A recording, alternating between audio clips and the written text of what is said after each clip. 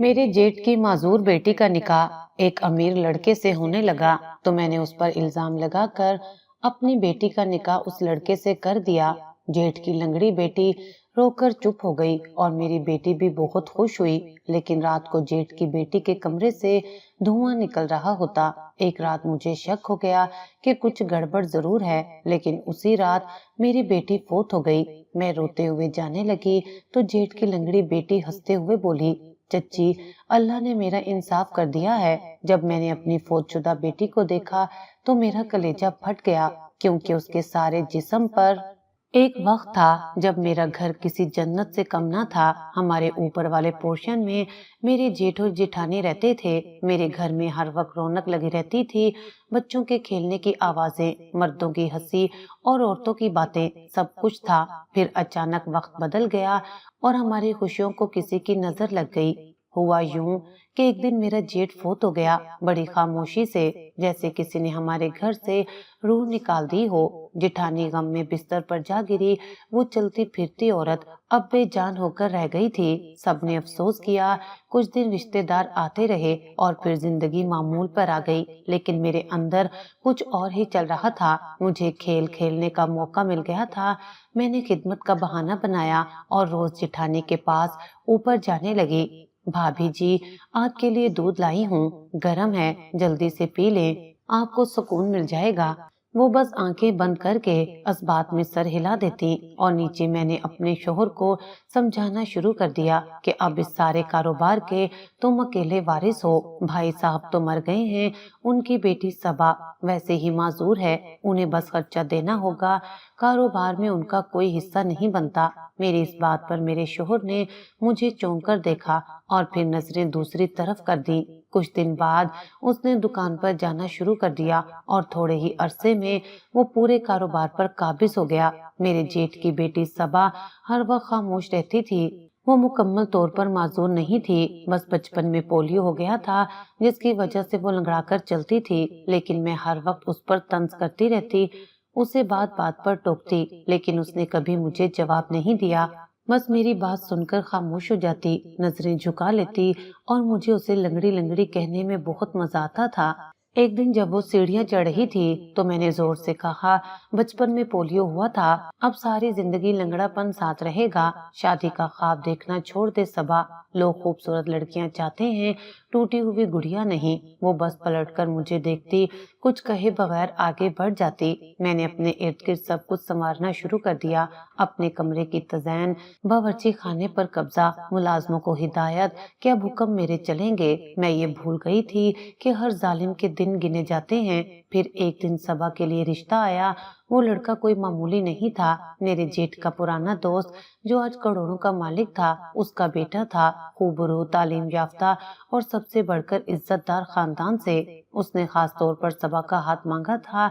मेरे दिल में आग लग गई। ये कैसे हो सकता है, ये सब कुछ उस लंगड़ी के लिए? मेरे शोहर ने कहा, मेरा ख्याल है ये अच्छा मौका है। मैं गुस्से से बोली, तुम पागल हो गए हो, अपनी बेटी देखी है तुमने, गोरी लंबी खूबसूरत, सबा उसके आगे कुछ नहीं, फिर ये रिश्ता हमारी बेटी के लिए क्यों नहीं? शोहर ने खामोशी अख्तियार की। वो जानता था कि मैं किसी सूरत सबा की खुशी बर्दाश्त नहीं कर सकती। मैंने अंदर ही अंदर फैसला कर लिया था, ये रिश्ता सबा का नहीं होगा, किसी भी कीमत पर नहीं। उन दिनों मैंने सबा पर दबाव दिया, कभी उसके लिबास पर तनकीद, कभी उसके बोलने के अंदाज पर। तुम सीधी बात भी नहीं कर सकती, लड़के वाले क्या सोचेंगे? वो कुछ नहीं कहती, बस खामोश नजरों से मुझे देखती रहती। एक दिन जब मैंने कहा, लड़का तुम्हें पसंद कर ले तो समझ लेना दुनिया में मौजे होते हैं, सबा ने आहिस्ता से कहा, मोहब्बत अंधी होती है चच्ची, शायद वो मेरा दिल देखे, टांग नहीं। मुझे ये जवाब गिरा गुजरा। मैंने सोचा, ये लड़की जुबान दराज हो रही है, इसे अब दबाना पड़ेगा। मेरे अपने दिल में नफरत की जड़ें गहरी होती जा रही थीं। हर रोज सबक को खुश देखकर मेरी नींदें उड़ जाती। मैं जानती थी कि अगर ये रिश्ता तय हो गया तो सबा वो मकाम पालेगी जो मैंने अपनी बेटी के लिए चाहा था, और यही सोच मुझे अंदर से खा रही थी। और अब मैं न दिन में चैन में थी, न रात की नींद में। मेरी बेटी बार बार पूछती, अम्मी सबा आपी की शादी हो रही है, वो तो लंगड़ी है ना। मैं कहती, कभी कभी किस्मत अंधी होती है बेटा, लेकिन फिक्र ना करो, हम भी कुछ करेंगे। मैंने वो तमाम रास्ते बंद करने का फैसला कर लिया जिनसे सबा की किस्मत जागती। ये शादी नहीं हो सकती थी, क्योंकि अगर वो हो गई तो मेरा जीता हुआ खेल हार में बदल जाएगा, और मैं हार नहीं सकती थी, कभी भी नहीं। जब सबा की मंगनी की खबर घर में गूंजी तो जैसे मेरे वजूद में जंजला आ गया। पिछले कई हफ्तों से मैं इस रिश्ते की बात को हल्के में ले रही थी। मुझे यकीन था कि लड़के वाले कुछ दिन में खुद ही इनकार कर देंगे, लेकिन जब बाकायदा मंगनी की रस्म की तारीख तय हुई तो मेरे पैरों तले से जमीन निकल गई। मैंने सबा को चुपचाप बैठे देखा। वो हल्की सी मुस्कुराहट के साथ अपनी माँ के पांव दबा रही थी। कोई खौफ नहीं, कोई गरूर नहीं, बस एक खामोश सुकून था उसके चेहरे पर, वो ही सुकून जो मेरे लिए नाकाबिले बर्दाश्त था। मेरे शोहर ने शाम को कहा, सबा की किस्मत अच्छी है, रिश्ता निहायत माकूल है। मैंने तंजिया अंदाज में कहा, किस्मत अच्छी है या कोई जादू टोना करके फंसाया है? आखिर कौन सा अमीर लड़का एक माजूर लड़की से शादी करता है? वो खामोश हो गया, लेकिन मुझे मालूम था कि वो सबा की तरफ झुकता जा रहा है। उसे सबा से हमदर्दी होने लगी थी। ये हमदर्दी भी मेरे लिए खतरा बनने लगी थी। उस दिन के बाद मैंने हर रोज घर का माहौल खराब करना शुरू कर दिया। मंगनी की तैयारियों में रोड़े अटकाना, कभी कपड़ों में नुक्स निकालना, कभी सामान की खरीदारी में ताखीर करना। सबा कुछ ना कहती, जब भी कुछ कहती तो बस एक जुमला, चच्ची जो बेहतर होगा वो ही होगा। मुझे उसका ये जुमला जलाने लगा था।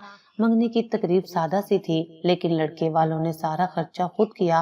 उन्होंने सबा को सोने की अंगूठी पहनाई, कुछ जेवर दिया और अगले माह शादी की तारीख रख दी। ये सब कुछ मेरे सामने हो रहा था और मैं खामोश तमाशाई बनी खड़ी थी। दिल में ये तय कर चुकी थी कि ये शादी नहीं होने दूंगी, लेकिन इसके लिए मुझे कोई चालाक चाल चलनी थी। मैंने अपनी बेटी को खूबसूरती में संवारना शुरू किया। उसे नए कपड़े, महंगे ब्यूटी पार्लर लेकर जाना, हर दिन उसकी तस्वीरें खींचना और उसे लड़के वालों के सामने दिखाने के बहाने तलाश करना। एक दिन मैंने लड़के की माँ से कहा, हमारी बेटी भी सबा की हम उम्र है, देखे ना कितना निखर गई है। उसने बस मुस्कुराकर कहा, जी दोनों ही बच्चियां अपनी अपनी जगह खूबसूरत हैं। उसका ये जुमला मेरे अंदर जहर बनकर उतर गया। फिर शादी का दिन करीब आया। मैंने वो दिन जहन में कई बार तरतीब दिया था। मेरा मंसूबा आखिरी लम्हे पर सबा को मंजर से गायब करना था। जैसे जैसे दिन करीब आता गया, मैंने मुलाजमों को हिदायत दी कि सबा के कमरे की निगरानी रखें। सबा को कुछ शक तो जरूर हुआ, लेकिन वो हमेशा की तरह खामोश रही। बारात वाले दिन सुबह ही से मैं हर चीज की निगरानी कर रही थी। सबा ने भी खूबसूरत लिबास पहना था, हाथों पर मेहंदी, आंखों में काजल। वो बैठी थी बिल्कुल चुप, जैसे वो किसी लम्हे के इंतजार में हो। मैं कमरे में दाखिल हुई और कहा, सबा कुछ सामान नीचे रखा है, स्टोर रूम से ले आओ। वो उठी और जैसे ही वो स्टोर के अंदर दाखिल हुई, मैंने दरवाजा बाहर से बंद कर दिया।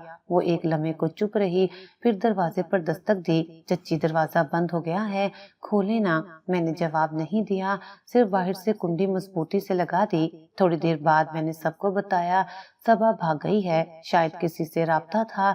लड़की के कमरे में उसका मोबाइल भी नहीं। घर में कोहराम मच गया था। जेठानी ने रोना शुरू कर दिया।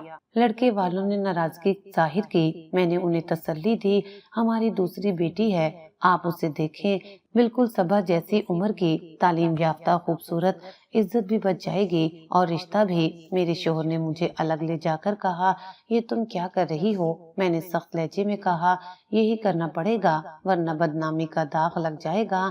शायद वो थक चुका था या शायद मेरे आगे हार मान चुका था। उसने खामोशी से हाँ कर दी।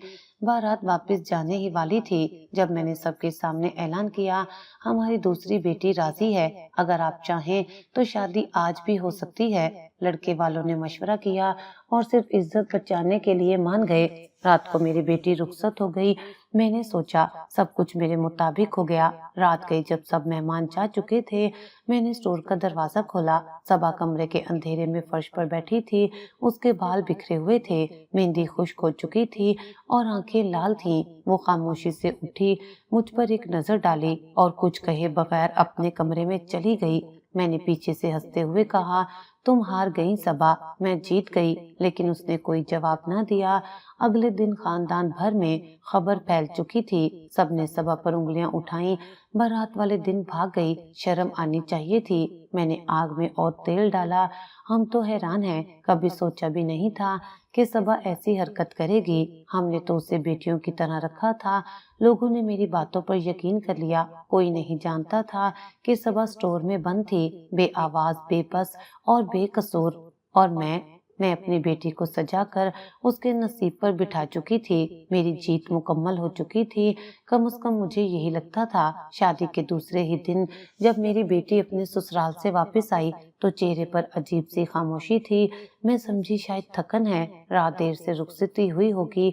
मैंने कहा, चलो बेटा, अब आराम कर लो, कल तुम्हें दोबारा जाना है, वहाँ के तौर तरीके भी सीखने हैं। उसने कोई जवाब नहीं दिया, बस सर हिलाकर अपने कमरे में चली गई। अगली सुबह जब वो उठी तब भी चेहरे पर वही खामोशी थी, जैसे उसकी आवाज गुम हो चुकी हो। मैंने नाश्ता दिया तो उसने बस चाय पी और खाली नजरों से मुझे देखा।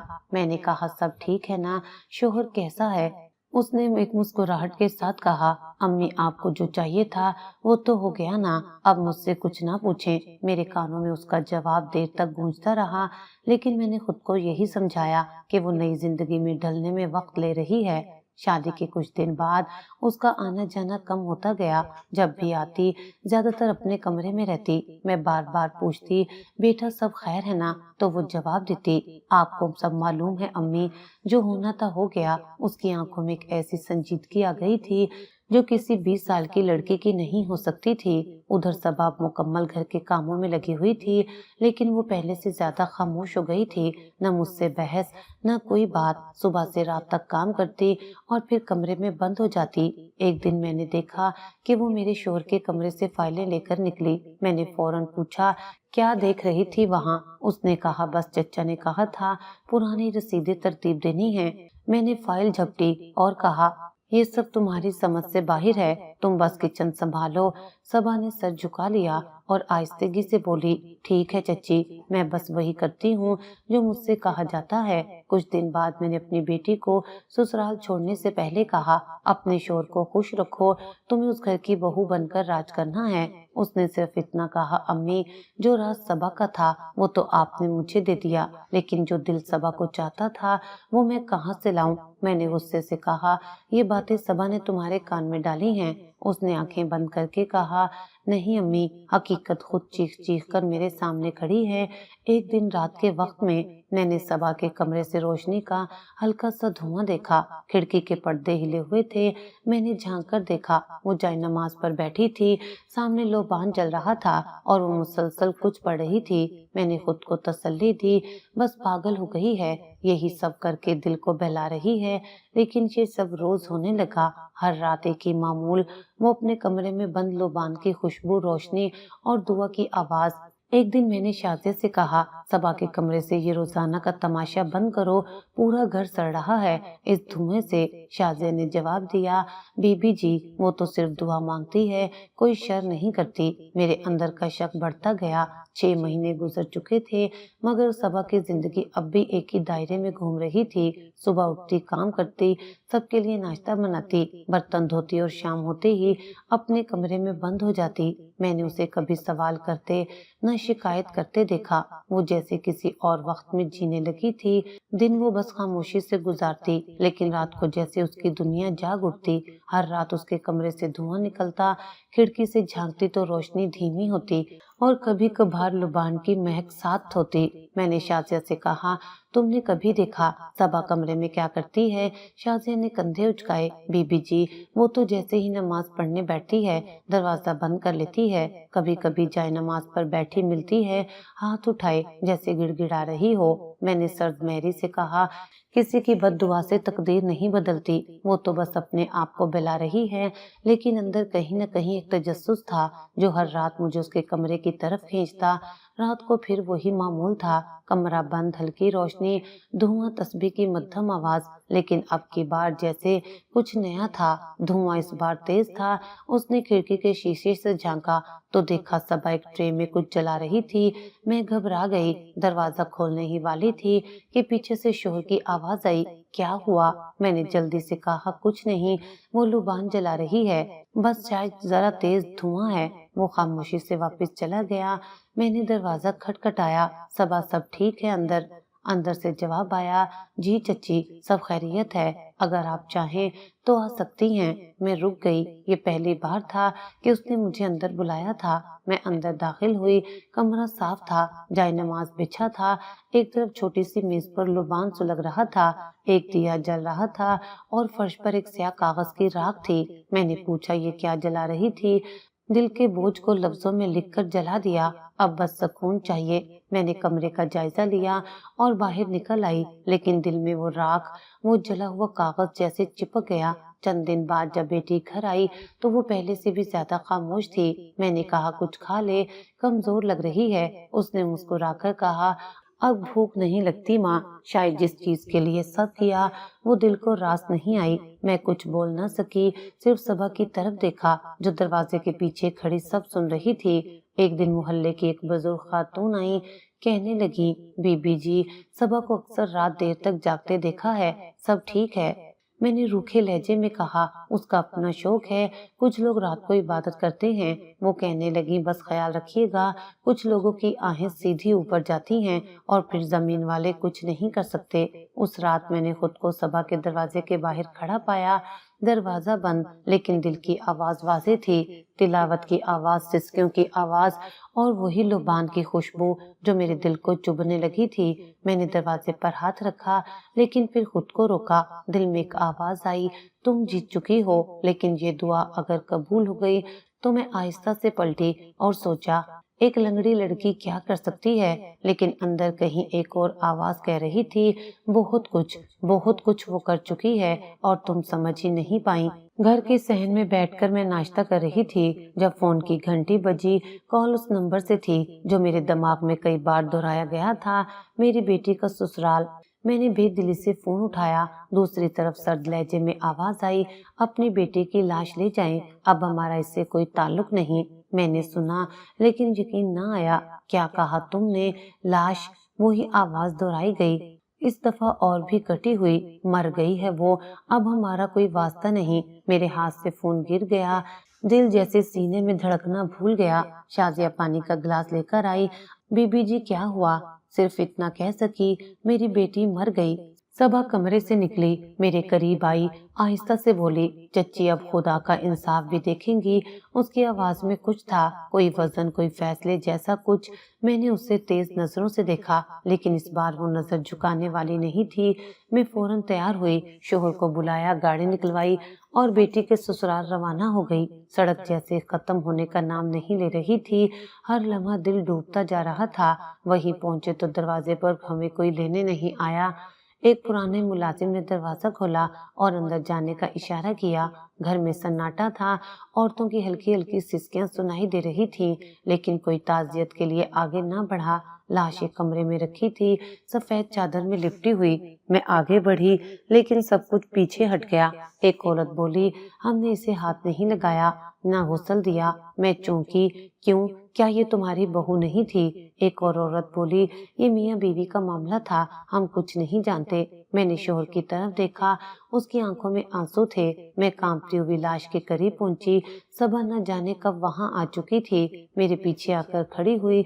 उसने आहिस्ता से कहा, चच्ची, आप ही गुस्ल दें। बाकी सब ने इनकार कर दिया है। मेरा दिल नहीं मान रहा था, लेकिन मजबूरी ऐसी थी कि इनकार न कर सकी। मैंने शाजिया को बुलाया, चलो तैयारियां करो। गुस्ल का इंतजाम हुआ।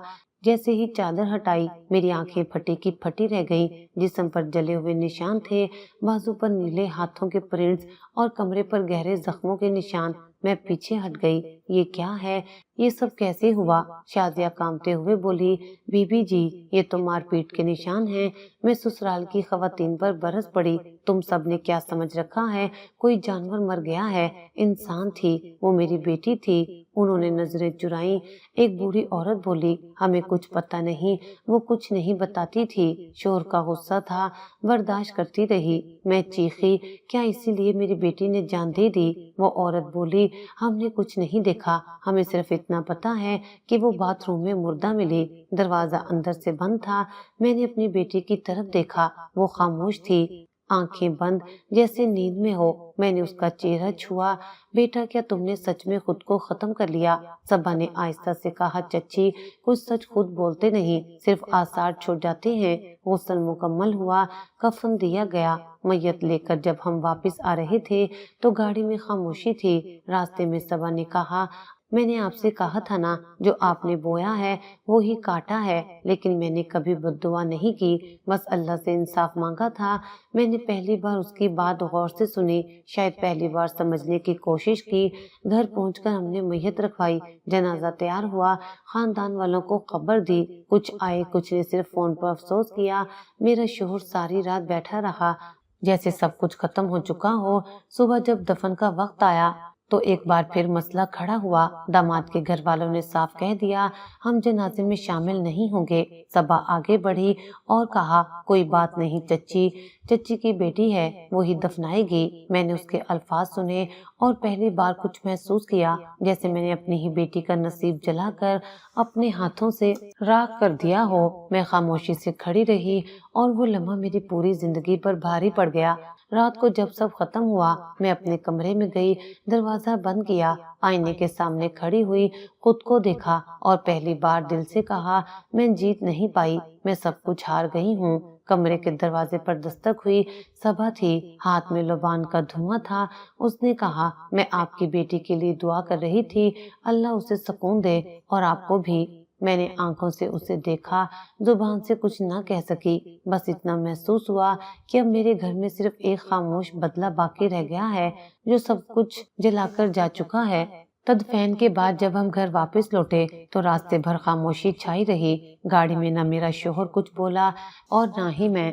قبرستان سے نکلتے ہوئے صبا نے ایک بار میری طرف دیکھا، پھر نظریں جھکا لیں۔ مجھے لگا جیسے وہ کچھ کہنا چاہتی ہو لیکن چپ رہ گئی۔ گھر میں داخل ہوتے ہی سب اپنے اپنے کمروں میں چلے گئے، صحن میں صرف میں اور صبا رہ گئے تھے۔ شام کا وقت تھا، دھوئیں کی آخری کرنیں دیوار پر جھلک رہی تھیں۔ میں دیر تک وہاں بیٹھی رہی اور پھر جیسے زبان خود بخود حرکت میں آ گئی، صبا مجھے معاف کر دو۔ اس نے چونک کر میری طرف دیکھا، جیسے اسے یقین نہ آیا ہو کہ الفاظ میری زبان سے نکل سکتے ہیں۔ میں نے دوبارہ کہا، میں جانتی ہوں جو کچھ بھی ہوا اس کی جڑ میں تھی، میری لالچ، میری ضد، میرا غرور، اور اس کا انجام تم نے اور میری بیٹی نے بھگتا۔ صبا نے نظریں اٹھائیں اور آہستگی سے کہا، چچی جو مجھ پر گزرا اللہ کے حوالے کر دیا، اب کوئی گلہ نہیں۔ اس کے لہجے میں نہ تلخی تھی نہ طنز، بس ایک تھکا ہوا سکون۔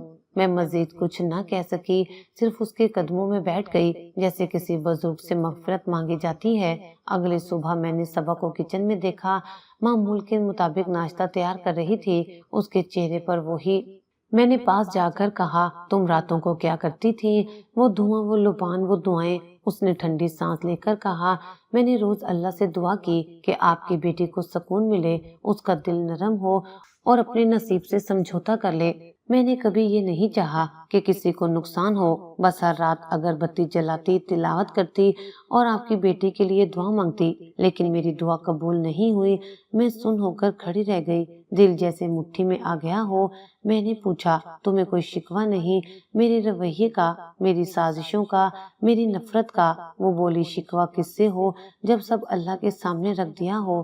اسی دن شام کو میری نند آئی تعزیت کے لیے۔ اس نے بیٹی کے مرنے کی خبر سن کر ماتھا پیٹا اور کہا، ہمیں اندازہ نہیں تھا کہ وہ بچی اتنی تکلیف میں تھی، تم نے کبھی بتایا ہی نہیں۔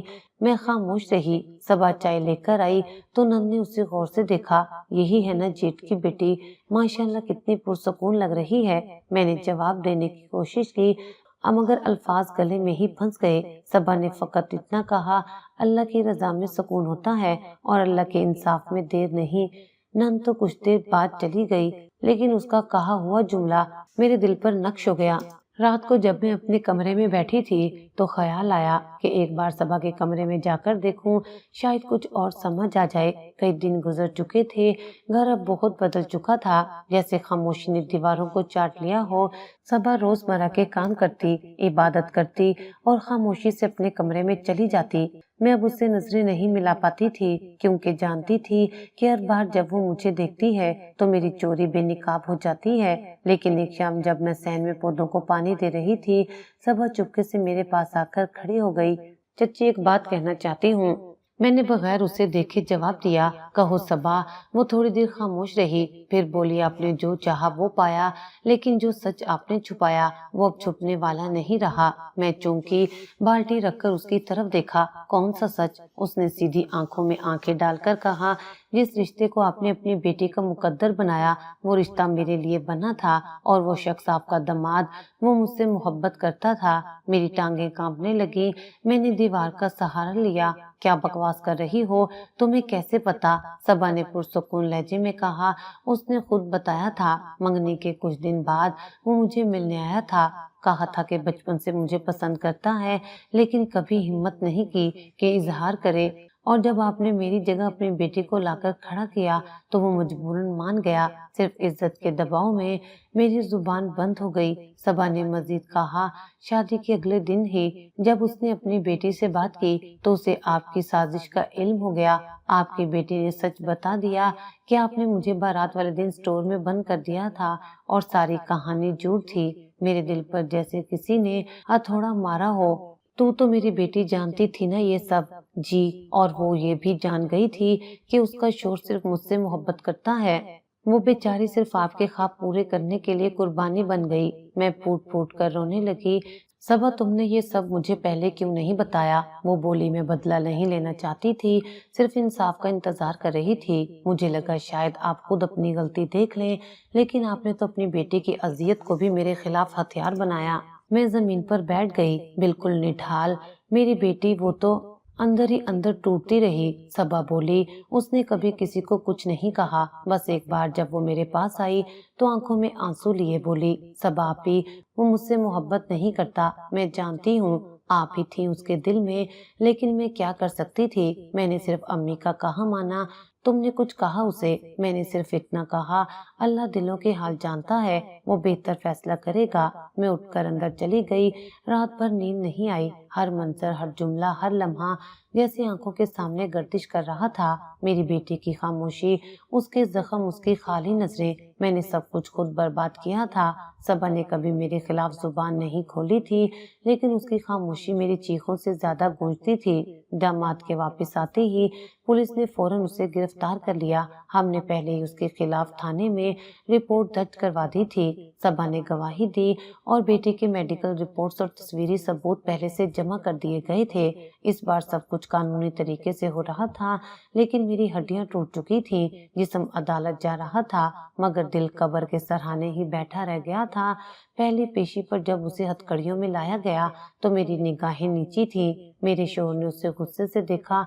तूने हमारी बेटी को मारा, लेकिन याद रख, तेरी जिंदगी की खुशियां अब अदालत की फाइलों में दफन होंगी। वो खामोश था। वकील उसकी सफाई में कुछ कह रहा था। मेरे मोक्कल की ज़हनी हालत ठीक नहीं थी। शादी पर दबाव था, उसे धोखा दिया गया था। मैं चाहती तो शोर मचाती, लेकिन सबा ने मेरा बाजू पकड़ा और आहिस्ता से कहा, चच्ची, जो अदालत करेगी वो बाद में। आपने जो किया वो हमेशा के लिए हो चुका है। मेरी आंखों में पानी भर आया। सबा की बातें अब आईने की तरह सच दिखाती थी, और मैं हर बार उसमें अपना भयानक अक्स देखती थी। दूसरी पेशी पर जब हम अदालत पहुंचे तो मीडिया के कुछ लोग भी बाहर खड़े थे।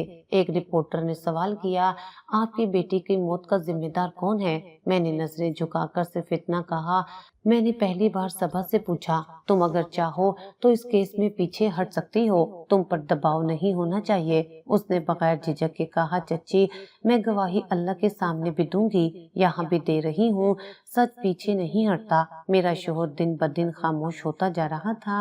रातों को जागता, कभी आंगन में टहलता, कभी छत पर जाकर बैठ जाता। मैं एक दिन उसके पास गई और कहा, हमने सब कुछ पा लिया था ना, अब क्या बचा है?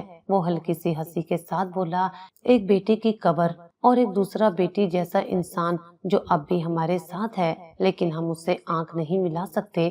گھر کا ہر کونا اب مجھے کٹہرا لگتا تھا۔ صبح صبح کام کرتی، پھر دوپہر کو کمرے میں چلی جاتی جہاں وہ کیس کی پیش رفت کی خبریں جمع کرتی، فائلز کو ترتیب دیتی، وکیل سے مشورے لیتی اور اب صرف عبادت میں نہیں عدالتی جنگ میں بھی خاموش سپاہی بن چکی تھی۔ میں راتوں کو اکثر اس کے دروازے کے باہر کھڑی رہتی، کبھی دستک دیتی، کبھی بغیر کچھ کہے واپس آ جاتی۔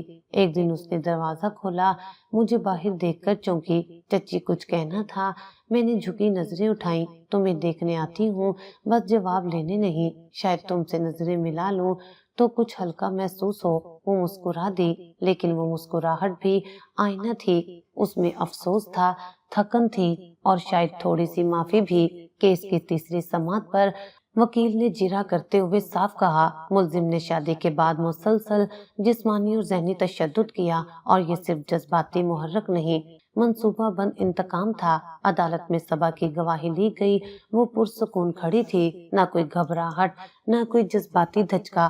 اس نے مختصر لیکن ٹھوس انداز میں کہا، میں نے ان دونوں کو جانا ہے، دیکھا ہے اور سنا ہے، جو کچھ میری آنکھوں نے دیکھا وہی کہنے آئی ہوں۔ جج نے کہا، آپ کو کچھ دباؤ تو نہیں؟ اس نے صرف ایک جملہ کہا، میری دعائیں اب گواہی بن چکی ہیں۔ میرے ہاتھ کپ کپ آنے لگے۔ میں نے سوچا، اگر یہ بیٹی میری ہوتی تو شاید میری دنیا سنور جاتی۔ عدالت کے باہر کئی لوگ ہم سے سوال کرتے، کبھی افسوس کرتے، کبھی مذمت۔ ایک عورت بولی، بہت دکھ ہوا، اللہ کسی ماں کو ایسا دن نہ دکھائے۔ میں نے دل میں کہا، ایسا دن اس ماں کو دکھانا ضروری ہوتا ہے جو کسی اور کی بیٹی کے نصیب سے کھیلتی ہے۔ ہفتے بھر بعد جب عدالت کا فیصلہ محفوظ ہو گیا تو گھر میں خاموشی تھی۔ میں نے صبا کے دروازے پر دستک دی، آج رات کمرے میں آ کر بیٹھو۔ وہ آئی، خاموشی سے میرے سامنے بیٹھ گئی۔ میں نے کہا، کچھ دعائیں عدالت کی فائلوں میں لکھی جا چکی ہیں، تم نے جو سچ بولا وہ اب فیصلہ بننے جا رہا ہے۔ اس نے آہستہ سے کہا، فیصلہ تو پہلے دن ہو گیا تھا۔ چچی، بس ہمیں سمجھنے میں دیر لگی۔ میں نے ہاتھ جوڑ کر کہا، تم نے جو کیا تمہاری ہمت کا کوئی مول نہیں۔ وہ اٹھی جانے لگی تو پلٹ کر بولی، چچی میں ہارنا نہیں چاہتی تھی اس لیے لڑ رہی ہوں، لیکن کبھی کبھی سوچتی ہوں اگر آپ میری جگہ ہوتی تو کیا کرتی۔ میں خاموش رہی۔ میری خاموشی ہی وہ جواب تھی جس نے میرے گناہ کی مہر ثبت کر دی تھی۔ میں اب پہلے جیسی چہل پہل نہیں رہی تھی۔ میرے شوہر کا کمرہ ایک الگ دنیا بن چکا تھا۔ وہ دن بھر پردے گرا کر اندھیرے میں بیٹھا رہتا ہے، کبھی کبھار نماز کے وقت باہر آتا ہے، پھر واپس چلا جاتا ہے، نہ مجھ سے بات کرتا ہے نہ صبا سے۔ ایک دن میں کمرے میں گئی تو دیکھا دیوار پر ہماری بیٹی کی تصویر آویزاں تھی جس پر وہ خاموشی سے نظریں جمائے بیٹھی تھی۔ میں نے کہا، کب تک یوں چپ رہو گے؟ وہ بولا، جب تک ضمیر چیختا رہے گا، زبان بند رہے گی۔ میں روز دوپہر کو قبرستان جاتی ہوں، اپنی بیٹی کی قبر کے پاس بیٹھ کر سارا دن گزار دیتی ہوں، ہاتھ میں کلام پاک، آنکھوں میں آنسو اور دل میں بس ایک دعا، اللہ مجھے معاف کر دے۔ لوگ گزرتے ہیں تو کبھی پہچانتے ہیں، کبھی نہیں۔ ایک دن ایک بزرگ عورت آئی، بولی، تم روز آتی ہو، ماں ہو؟ میں نے صرف اتنا کہا، جی ماں ہوں، لیکن ماں ہونے کے قابل نہیں رہی۔ صبا گھر میں زیادہ وقت عبادت میں گزارتی ہے، وہ اب بھی وہی سادہ لباس پہنتی ہے، وہی ہلکی چال اور وہی ٹوٹے لہجے میں بات کرنا، لیکن اب جب وہ مجھے دیکھتی ہے تو نظر میں کوئی جذبہ نہیں ہوتا، نہ ناراضگی، بس ایک خاموش سچ جو میری ہڈیاں چبا جاتا ہے۔ ایک دن وہ قرآن پڑھ رہی تھی، میں پاس سے گزری تو نظر اٹھا کر دیکھا، پھر سر جھکا لیا۔ وہی ایک لمحہ میرے لیے کافی تھا، اس کی ایک نظر میں وہ سب کچھ تھا جو میں پوری زندگی چھپاتی رہی۔ ایک شام میں نے اسے بلایا، صبا آ کر میرے ساتھ بیٹھو۔ وہ خاموشی سے آ کر کرسی پر بیٹھ گئی۔ میں نے کہا، کبھی کبھی سوچتی ہوں وقت پیچھے چلا جائے، سب کچھ ٹھیک ہو جائے۔ اس نے دھیمے لہجے میں کہا، وقت کبھی پیچھے نہیں جاتا چچی، بس سبق پیچھے چھوڑ جاتا ہے۔ میں نے اس کی طرف دیکھا، وہ اپنی انگلیوں سے تسبیح کے دانے گرا رہی تھی۔ میں نے کہا، تم نے بہت کچھ برداشت کیا اور اب بھی کر رہی ہو۔ اس نے کہا برداشت تو وہ کرتا ہے جو خود کو کسی کے بدلے کے قابل نہ سمجھے۔ میں نے تو سب کچھ اللہ پر چھوڑا تھا۔ گھر میں اب جائیداد کے کاغذات میرے اور شوہر کے نام ہو چکے تھے، سب کچھ قانونی طور پر ہمارا تھا، لیکن اس کاغذ پر لکھی ہوئی فتح مجھے جلانی لگی تھی۔ میں وہ جائیداد، وہ کمرہ، وہ زیورات بار بار کھول کر دیکھتی اور ہر بار لگتا جیسے ان پر کسی کی خاموش بد دعا لکھی ہو۔ ایک دن شازیہ جو برسوں سے ہمارے ساتھ کام کر رہی تھی بولی، بی بی جی آپ کل سے بہت چپ ہو گئی ہیں، دل لگائے نہ کسی کام میں۔ میں نے جواب دیا، دل تو کب کا مر چکا ہے شازیہ، اب بس جسم ہے جو چل رہا ہے۔ شازیہ چپ ہو گئی، لیکن مجھے اس کی آنکھوں میں بھی وہی سوال نظر آیا جو میرے دل میں روز اٹھتا تھا، کیا یہ انجام میرے اپنے اعمال کا نتیجہ نہیں؟ ایک دن صبا نے میرے کمرے میں آ کر کہا، چچی اگر آپ چاہیں تو کسی دن قبرستان ساتھ چل سکتی ہوں۔ میں نے چونک کر اسے دیکھا اور پھر آہستہ سے کہا، ہاں چلیں گے۔ اگلے دن ہم دونوں ساتھ گئے، قبر کے پاس بیٹھے تو صبا نے دعا پڑھی۔ میں نے بیٹی کی قبر پر ہاتھ رکھ کر کہا، بیٹا ماں سے بہت بڑی غلطی ہو گئی، معاف کر دینا۔ صبا نے میرے ہاتھ پر ہاتھ رکھا، وہ تو معاف کر چکی ہوگی چچی، آپ خود کو معاف کریں۔ میں نے کہا نہیں کر سکتی۔ وہ بولی، پھر باقی زندگی معافی مانگتے گزار دیں، شاید دل ہلکا ہو جائے۔ ہم واپس آئے تو دل کچھ نرم تھا، جیسے دل پر برسوں سے جمی برف پگھلنے لگی ہو۔ صبا نے رات کو دروازہ کھٹکھٹایا، ہاتھ میں چائے کا کپ تھا۔ میں نے کہا، تم میرے لیے چائے لائی ہو؟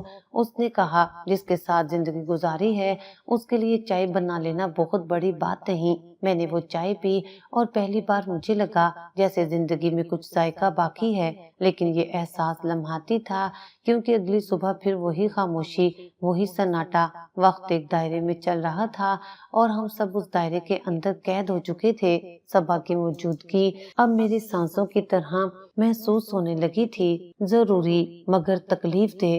وہ خاموشی سے سب کچھ سنبھالتی، دیکھتی اور مجھے آئینہ دکھاتی جس میں میرا ماضی، میرا گناہ اور میرا خالی گھر صاف نظر آتا۔ اس بار بھی رات آئی، وہی خاموش لمبی رات جو میرے اندر کے شور کو اور بلند کر دیتی۔ صبا کمرے میں عبادت میں مصروف تھی اور میں پھر سے اس کے دروازے کے باہر کھڑی تھی۔ دروازے کے نیچے سے لبان کا دھواں آ رہا تھا۔ کبھی کبھی میں سوچتی ہوں یہ لبان صرف کمرے کو خوشبو نہیں دیتا، میرے گناہوں کو جلا کر راکھ کرتا ہے، لیکن اس راکھ میں بھی میری بدبو چھپی رہتی ہے۔ ایک شام کو میں نے پرانے کپڑوں کی الماری کھولی، وہی جو کبھی میرے غرور کی علامت تھی۔ ایک جوڑا نکالا جو بیٹی کی شادی پر پہننے کے لیے خریدا تھا، وہ جو شادی اب موت میں بدل چکی تھی۔ میں نے وہ کپڑے جلا دیے جیسے کوئی رسم پوری کر رہی ہوں۔ راکھ کو اکٹھا کیا اور چپکے سے صحن میں دفن کر دیا۔ میں نے اپنے شوہر سے بات کرنے کی کوشش کی، وہ دنوں بعد کمرے سے باہر نکلا تھا، چہرہ پہلے سے زیادہ تھکا ہوا، آنکھیں اندر کو دھسی ہوئی۔ میں نے کہا، ہم دونوں مجرم ہیں نا؟ وہ بولا، ہاں، لیکن تم وہ مجرم ہو جس نے جینے کے لیے سب کچھ ہارا۔ مجھے اس کی بات چبھ گئی، لیکن سچ تو یہی تھا۔ میں نے کہا، کاش وقت واپس آ جائے۔ وہ بولا، کاش تو وہ لفظ ہے جو قبر پر بھی بولا جاتا ہے، لیکن کچھ واپس نہیں آتا۔ گھر کے ایک دیوار پر میں نے اپنی بیٹی کی تصویر لگائی ہے، اس کے نیچے ایک چھوٹا سا چراغ ہر رات جلاتی ہوں۔ کوئی وظیفہ نہیں، کوئی دعا نہیں، بس آنکھوں سے بہتے ہوئے الفاظ۔ صبح کبھی کبھار آ کر چراغ کے پاس بیٹھتی ہے، ہاتھ اٹھاتی ہے اور میرے بغیر کچھ کہے دعا مانگتی ہے۔ میں چاہتی ہوں وہ کچھ کہے، مجھے کچھ سنا دے، چیخے، روئے۔ وہ تو بس رب سے بات کرتی ہے اور میں خود سے لڑتی رہتی ہوں۔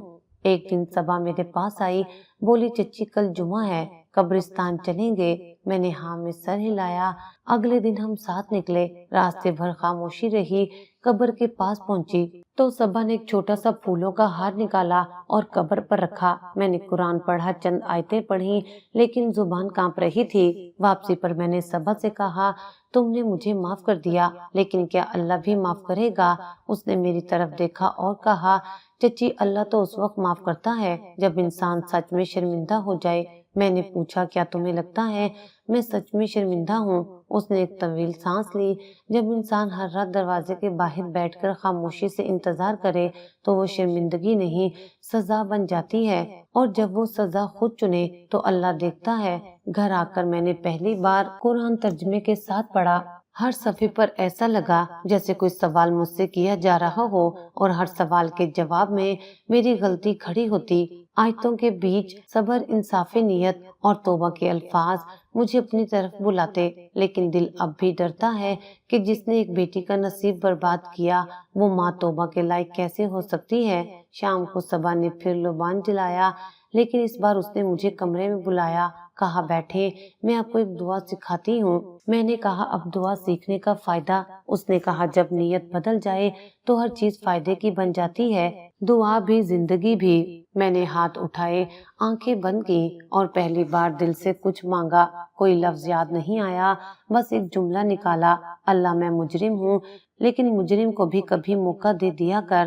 رات دیر تک میں نہیں سو سکی، ہر لمحہ، ہر سچ، ہر زخم میرے سامنے کھڑا تھا۔ میں نے بیٹی کو دفنایا لیکن اس کے ساتھ اپنی ماں ہونے کی حرمت بھی دفنا دی۔ آج جب میں یہ سب کر رہی ہوں میں صرف ایک سوال کرنا چاہتی ہوں، صبا نے تو معاف کر دیا لیکن کیا اللہ بھی کرے گا؟ جو بیٹی میں نے اپنے غرور کی بھیڑ چڑھائی، کیا وہ مجھ سے قبر میں ناراض ہے؟ کیا میری توبہ، میرا پچھتاوا، میرے خاموش آنسو کافی ہیں، یا میری زندگی کا ہر دن، ہر لمحہ، ہر سجدہ ایک سزا ہے جو عمر بھر میرے ساتھ رہے گی؟ یہ سوال ہر رات مجھ سے لپٹتا ہے اور میں جواب کا انتظار کرتے کرتے شاید ایک دن صبا کی طرح خاموش ہو جاؤں، لیکن اس خاموشی میں بھی ایک التجا رہ جائے گی، یا اللہ کیا میں قابل معافی ہوں؟